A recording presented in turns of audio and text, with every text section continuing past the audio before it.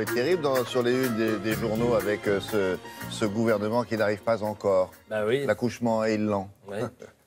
Édouard, Donald et Karim, c'est le trio du jour, les hommes dont on retrouve le plus souvent la bobine ce matin dans les journaux. Il faut dire qu'ils ont des soucis, alors des soucis plus ou moins importants, mais des soucis quand même. Bon, on va commencer par Édouard. Lui, ce sont des petits soucis, mais des petits soucis dont il est à peu près certain qu'ils vont grossir dans les mois qui viennent, parce que Matignon, c'est comme ça, c'est une usine à souci. Alors pour l'instant, son souci, vous l'avez dit, c'est d'accoucher d'un premier gouvernement. A priori, ce sera fait d'ici 15 heures. Et puis son souci, c'est aussi de ne pas être carbonisé avant d'avoir commencé. Parce que depuis sa nomination, c'est le jeu, hein, toute la presse épluche sa vie. Ça nous donne des portraits comme celui du Monde, signé Alexandre Lemarié et Vanessa Scheder, où il est question d'un Rastignac sympa. Jusque-là, tout va bien, mais dont on ne peut pas dire qu'il soit un fétichiste de la transparence. Parce que quand la haute autorité l'interroge sur la valeur de ses biens immobiliers, eh bien, il répond « aucune idée ». Alors après, le souci, c'est qu'il doit s'attendre à ce qu'on dise tout et le contraire de tout à son sujet. Démonstration, toujours dans Le Monde. Témoignage d'un collègue député. Il est ambitieux, mais il est réglo. Il est droit, il ne louvoie pas. Quelques lignes plus loin, témoignage d'une élue locale. Un coup à droite, un coup à gauche, c'est une anguille. Bref, le nouveau Premier ministre est donc une anguille qui ne louvoie pas. Mais qu'il le sache, on lui cherche aussi déjà des poux dans la barbe. Vous savez pourquoi ?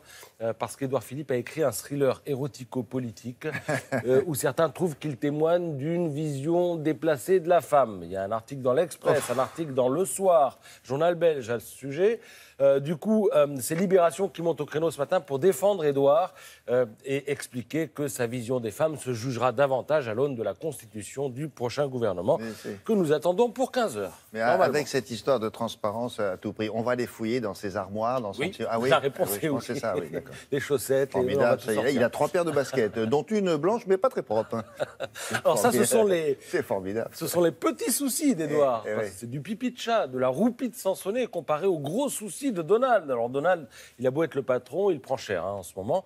Il faut dire que quand on est président des États-Unis, la tradition, normalement, c'est d'éviter de refiler des infos confidentielles à la Russie. Alors, c'est vrai, le président américain peut déclassifier toutes les infos confidentielles qu'il veut, sauf que quiconque s'amuserait aux États-Unis à faire ce que Donald a fait finirait en tôle. Et il n'en faut pas plus, pas moi non plus d'ailleurs, pour relancer le procès en amateurisme du président américain, dont Sud-Ouest se demande jusqu'à quel point, en parlant ainsi, il a pu mettre en péril un réseau d'informateurs, parce que les confidences de Trump aux Russes portaient sur des top américaines infiltrées chez Daesh. Alors du côté de Libération aussi, ça allume sec ce matin. Jour après jour, on a découvert qu'il était mal préparé, inculte, non professionnel, menteur. Voici qu'on apprend qu'il fait le malin.